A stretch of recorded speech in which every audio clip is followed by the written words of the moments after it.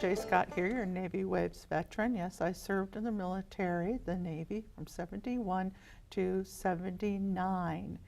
And I have a very special guest on Veterans Forum today. In fact, so special we may do 2 programs with him. And he was in the militia years ago in the 1800s.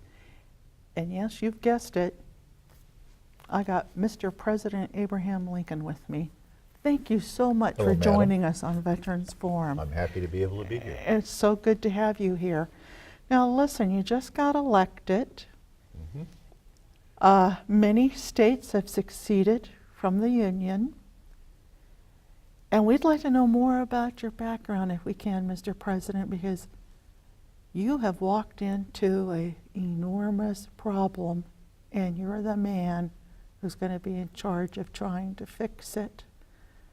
So can you tell us a little bit about yourself? I mean, we know you were born in Kentucky and moved around and became an attorney and you served in the militia, but tell us about your family background. We'd kind of be more comfortable to know your character makeup to give the country confidence that you can do this enormous task that's before you.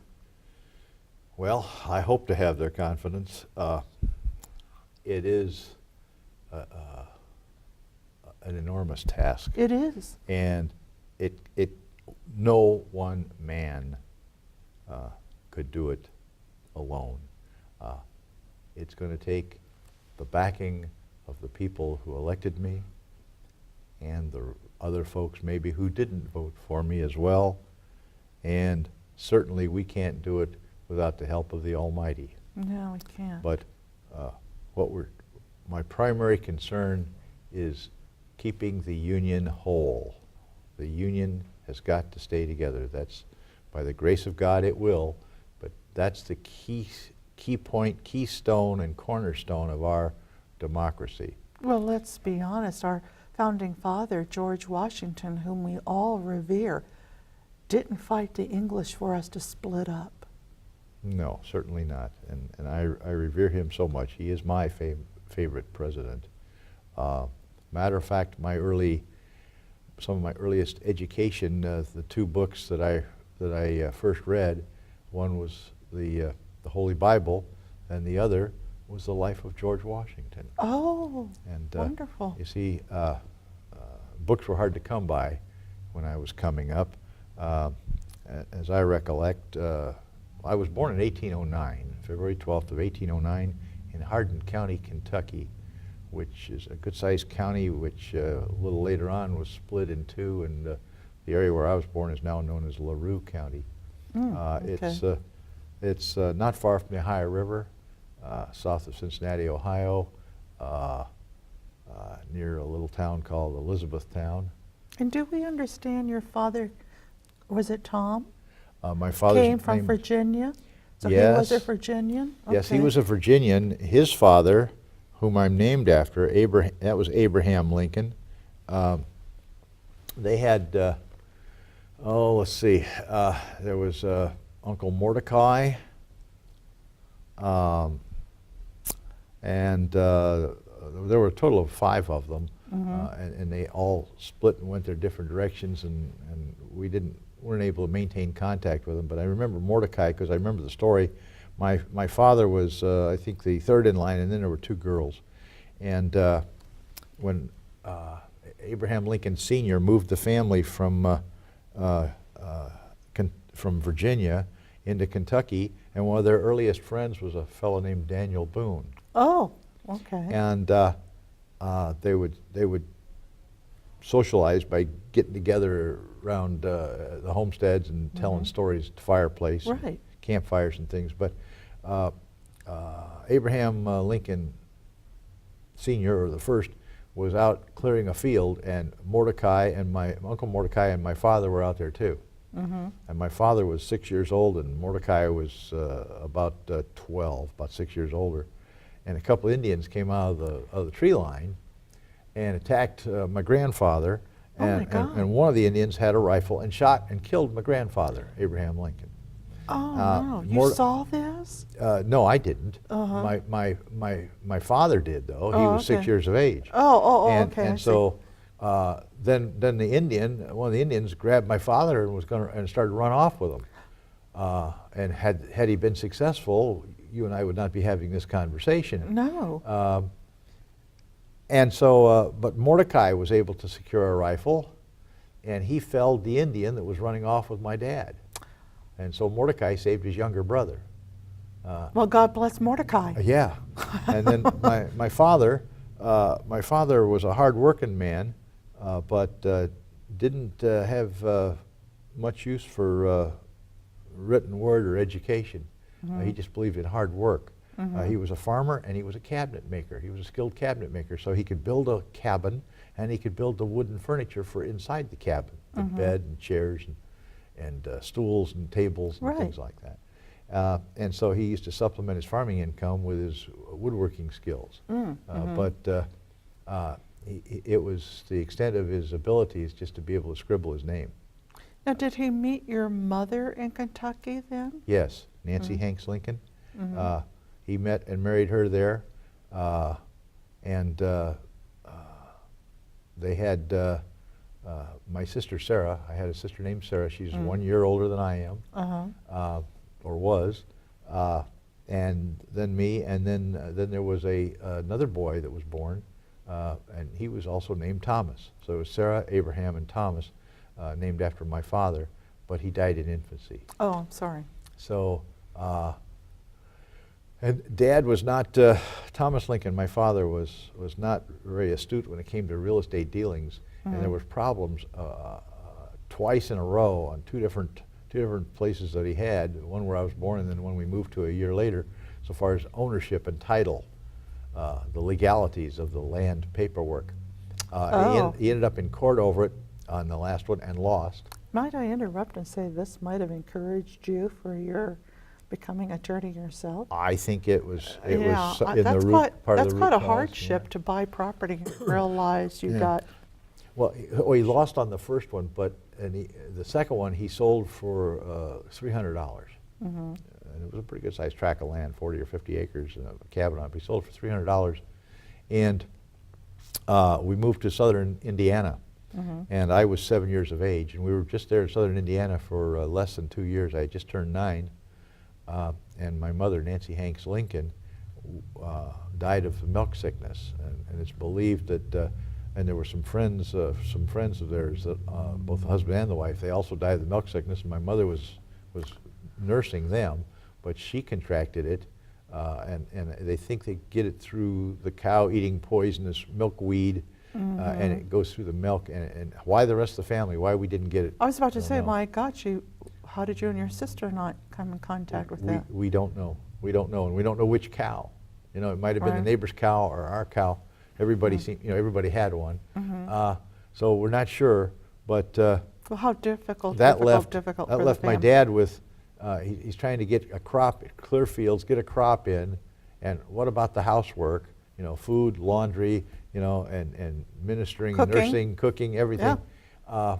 So Sarah was I was 9, Sarah was 11. It was too much for her to handle. And Dad was working me in the fields, but at 9 years of age, I wasn't strong enough yet to be of that much help. Right. More of a gopher. So he left us with our cousins, the Hanks family that had moved out there, left us for a couple of months, and he went back to Elizabethtown, Kentucky, and contacted a lady he knew there, a widow lady named Sarah Bush Johnson. And she had 2 girls and a boy. She'd been widowed. She had her home, which I think was free and clear, and she had a lot of furnishings and a wagon and a team of oxen and a pig and a cow. But she had some debts, and he went back and talked to her about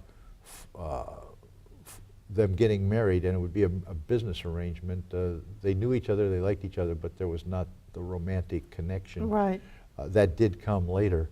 Right. But she initially turned him down because she didn't want to saddle him with her debts, but they each had something the other one needed.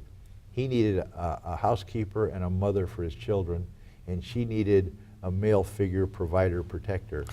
May I And, say, Mr. President, that's really not unusual for our times. People have to survive and they make those accommodations. Yeah, and that's Yes, what they did. Right. And she took me to her heart, and likewise on my part, and she fostered and encouraged my studying. Dad thought it was a waste of time, but he worked me during the day, but at night, by the light from the fireplace or candles, I did my study, and she encouraged my reading, and I learned to cipher, which is mathematics. I learned to cipher to the rule of 3 in multiplication tables with a piece of chalk on the back of a flat shovel, and then you could wipe it clean. So is it fair to say that Sarah was an educated woman to some extent? She, to a very small extent, but she had an appreciation for education. She was Right. educated just enough to realize how important it was. Right. But she didn't right. have it. But she, Right. and she. She wanted better for you and her children. Exactly. And did you and Sarah get along well with your stepbrothers and sisters? Yeah, reasonably Good. well. Yeah. So Good. she had 2 stepsisters, and I had a stepbrother. Mm-hmm. His name was John. Mm-hmm. Anyway, so it was Sarah Bush Johnson Lincoln, Mhm. and then Dad and I didn't see eye to eye often. Mhm. It never really blew up, but I didn't feel appreciated, and I felt used, and so I didn't have the warmest of feelings for him. The age of majority there in Illinois at the time was 21, and so as a teenager and a young man, I grew long and lean and lanky and fairly strong and pretty good with an axe. And so he would loan me out to the local farmers, and their wages that they paid went to him, and I got none of it. Oh, gee. Well, I guess he could say you had a roof over your head and food in your stomach. Yeah. And then I was offered a chance with my cousin Dennis Hanks to take a load of produce by flatboat from Cairo, Illinois, down to New Orleans and sell the produce there and the boat, and then make our way back. And that's where I first saw slave auctions and men and women in chains. And I was repulsed by that. I'd seen black folks before, and there'd been a little bit of slavery in the areas where I was growing up, but it was, in order to have slaves, you had to be a moneyed population, moneyed people, and my folks and the neighbors, we didn't have money to have slaves, and my father was against slavery, and all the folks that we knew were against slavery, but we Don't saw you some- think that may have helped you get elected in the first place? Because while we definitely respect and admire George Washington and all the Virginians that became presidents, they lived a much better life than They what lived I'm a hearing you genteel saying. life, and many of them Yes. had slaves. The founding Yes, fathers had slaves, They so did. that's They why did. it was not outlawed in the Constitution. It's kind of given a wink and a nod. It's there, and we won't mess with the institution. They did shut off the tap. They made it illegal, the slave trade illegal, to import slaves. But once they're here and you can multiply them, that was all right. Let's be honest. It was Andrew Jackson who became president, and like you, the common touch, men of the earth. You weren't born in wealthy families where you had all these advantages. That's true. So I would imagine that those are the folks that helped you get elected, the Yeah. common people. Yeah, I could speak to the common people because I speak their language, because I am one of the common people. I've often told folks that God must love the common man because he made so many of us. Amen. So obviously you didn't stay with your cousin transporting vegetables. At what point did No. you look into becoming an attorney? Well, How ambitious? that came a little later, but when we came back from a couple of those trips of hauling produce and hogs and stuff down the Mississippi, I turned 21 then, and I left home and struck out on my own. I made a comment to some folks that I might end up as a piece of driftwood floating through life. I didn't know, but I moved away from where they were there in the very south of Illinois, and they'd moved from Indiana over into Illinois. Dad was always looking, for that new piece of fertile ground and keep moving west. He'd done it about 3 times, and I moved up to a little village called New Salem on the Sangamon River, Sangamon County, and took up a job clerking in a store. And I like people, and by then I was educated enough, not nearly as well as I wanted to be, but more so than most of the people around me, so I could read and write and help them with letters to family and things like that. Right. And I love to tell stories, so when quite often the social hub for the town would be around the Cracker Barrel, the general store. Right, And right. I was sitting there talking and playing and entertaining more than I was working most of the time. And that worked out all right. And we ended up there was only a population of 100 folks in that town. And we ended up with 3 little stores. And there was one fellow that I met that named Noah Berry. And he came up with the idea that maybe we should go into partnership and open our own store. And since I was the one that liked to talk to people, Right. and he was a bit shy in that department, but he said he knew figures and finances and stuff. He'd do all the paperwork, so it was and I'd run the counter. So it was a good partnership. Well, I thought so. Oh, I okay. thought so. But come to find out, we were only in that business, and we ordered all the supplies and everything. We were in that business for nigh on to a year, and Noah up and died on me. He got sick and died. Oh, dear. Well, that forced me to have to go through the books, Right. take a look at the paperwork, Right. and come to find out, we were heavily in debt. Oh, dear. We couldn't pay the bills. Oh, It took me. I then resolved, I could have thrown my clothes in my saddlebags and got on a horse and skedaddled out of town. right. That's not me. I couldn't do that. Well, besides, didn't you So- get to know the people there? And I Oh, imagine, yes. didn't you know a young lady there that Well, you yeah, may have been that sweet that, on? that that came along just right after that. Well, what I Mhm. did, I stayed, and I went to work for another store as a clerk. Mhm. And during that period of time, I also met we had a tavern run by a fellow named Rutledge, Mhm. and he had a daughter that was, I think Ann was 20, Mhm. and I knew her, and she turned 21, and she was unofficially betrothed to another fella Mhm. who was always gone on business, and she and I just became friends, but that friendship matured and matured and matured, Mhm. and I fell for her deeply. Before things went much farther, she up and caught the fever and died.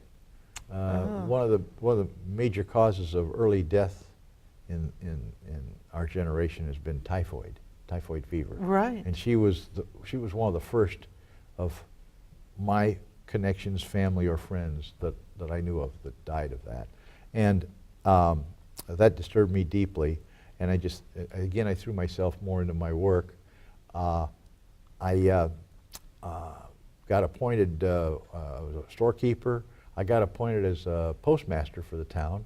And so I was delivering the mail. Well, that was a bit of an honor, wasn't it? Oh, yes, but there wasn't that much mail, Mhm. and the periodicals, the newspapers and stuff, they weren't sealed up in anything, so anybody could read it. So while I was walking along delivering the mail, I was reading the papers and keeping up on current events around the country. Uh-huh. And I also, and I took this extra job to put the money toward the debt for the store that had failed. I also sent off and got a course in surveying and taught myself surveying and got the brass instruments, which we still have. Yes. And I laid out several town plots for towns in southern Illinois. So I you're was- surveying. I was just, you've heard of a place called Mount Rushmore? Yes, I If you have. take a look at that, you've got Washington, Jefferson, Teddy Roosevelt, and me. And you know what we call that pile of rocks? The 3 surveyors and the other guy. Teddy Roosevelt was the only one that was not a surveyor. Yes. All the yeah. rest of us were. Right, right. But while I was there at New Salem and doing all these things, there was an attorney there, and I got to be friendly with him. And he said something about that maybe I ought to look into the law. And so he started loaning me books. I started reading the law. In those days, you got to be recognized as an attorney. You had to pass the bar exam. Right. But the rich folks and refined folks back east went to Harvard and Yale and went to law school. Right. We didn't have that out on the Right. frontier in Illinois. Right. So I read the books and challenged the exam and passed it. And became, Challenged and passed. Wonderful. well, that was after 3 years of reading the books. Right, right. But and then I moved on up to Springfield. New Salem is just about 25 miles northeast or northwest of Springfield. Mhm. So I mean southeast or southwest. So I went on up north to Springfield, and the day I got there, I went into a store. All I had was a borrowed horse from a friend of mine down in New Salem and my saddlebags with my clothes in them. But I was going to have to find me a room and or furniture or something, bedding. Right. And I went to this store, and it was run by a fellow named Joshua Speed. And I told him that I was looking for a room, and I wanted to buy some furnishings and clothes and things, but I didn't have hardly any money, and I'd like to open an account and do it on credit, and ask him if he knew of a boarding house or a place where I might get a room. And he sized me up, and he says, well, he says, there is a place that I know of. He says, right up these stairs here in this building. He says, I've got a room up there with a big double bed. He says, you could get your stuff from the store here, and you could bunk up there and work it off in trade because you'd been a store clerk. You could Very work convenient, very convenient. So Almost he like the turned out to hand be- of God was on you on Yeah, that one. Joshua and I have remained friends to this day. Mhm. We became close friends, and we've been friends ever since. Mm-hmm. But I had studied the law and passed the bar exams, and so I went ahead and found a fellow to partner with for a little while, and went into law practice. But then within a few months, I found William Herndon, and we partnered, and it's still Lincoln and Herndon Law Practice.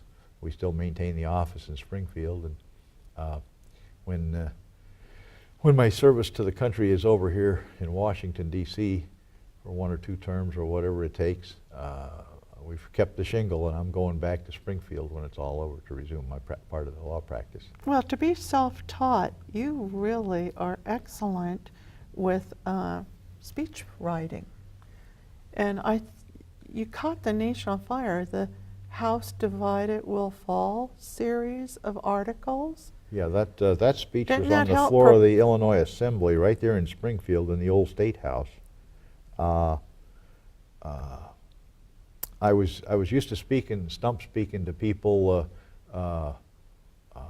That came when I was running for election. I ran for election the first time for the Illinois State Legislature, and the Black Hawk War came up, and I was elected captain of our Right. company from New Salem.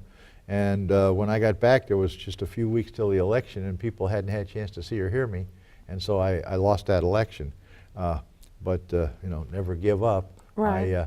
I ran again. I finally made the state assembly, and that's where I gave that House Divided speech.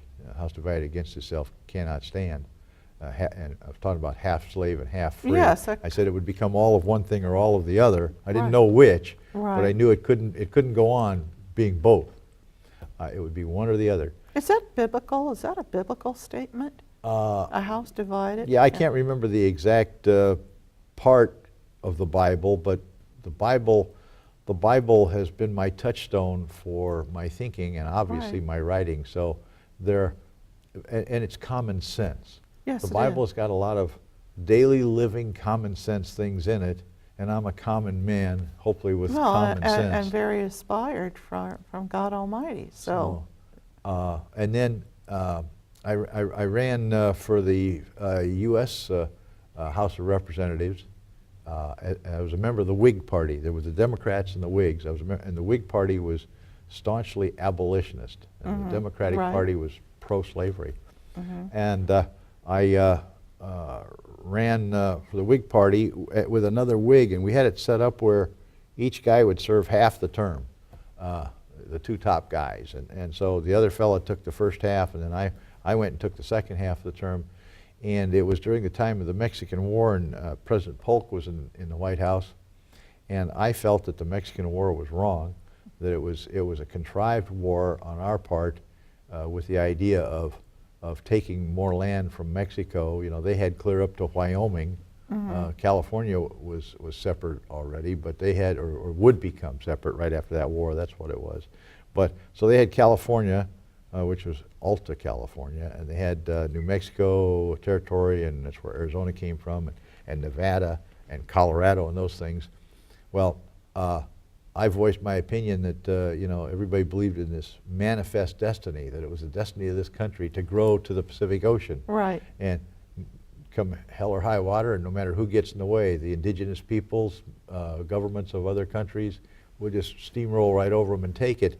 And I said that that was wrong. Yes. Not only was I not popular in political circles in Washington, but my own constituents in Illinois did not agree with my philosophies on that either. Right. So I was a one-term congressman, and then went back home and thought, well, I went back to my law practice. That's what I do. Right. And right. then in 1858 there was an election for the Senate, a senator from Illinois, and there was one seat open, and the fellow running for it was out of Chicago, and his name was Stephen Douglas.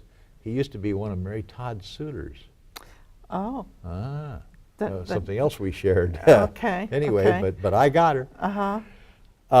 But I ran against Stephen Douglas, and we had 7 debates in 1858 in Illinois. And I was anti-slavery, and he was states' rights, individual choice. Let each territory or each state decide for themselves. The federal government should have no say in the slavery issue.